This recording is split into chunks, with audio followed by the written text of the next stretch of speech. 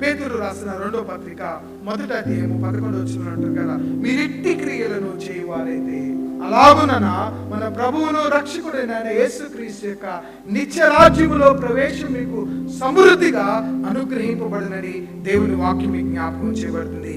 ఆ వాగ్దానము మన జీవితంలో నెరవేరాలి అంటే ఆ వాగ్దానాల యొక్క నెరవేర్పు ఆయన చెప్తారు కదా, మీరిట్టి క్రియలను చేయవారైతే అనే మాటతో ప్రారంభిస్తారు. ఏంటి ఆ అట్టి క్రియలు? ఏంటనంటే పాపములను దేవుని సన్నిధానంలో మనము పాపములను ఒప్పుకొని విడిచిపెట్టి మారు మనసుకు తగిన ఫలములను మనము ఫలించినట్లయితే మనకు కూడా ఆయన వాగ్దానాలు నెరవేర్పు అనుగ్రహించేటువంటి దేవుడు.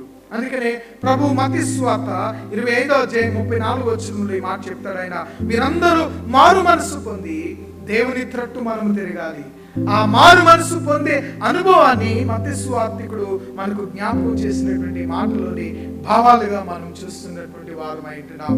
దేవుడు ఎంత ఆశీర్వాదాలు మనకు అనుగ్రహిస్తాడో ప్రభు యొక్క వాగ్దానపు నెరవేర్పులో మనం చూస్తుంటున్నాం.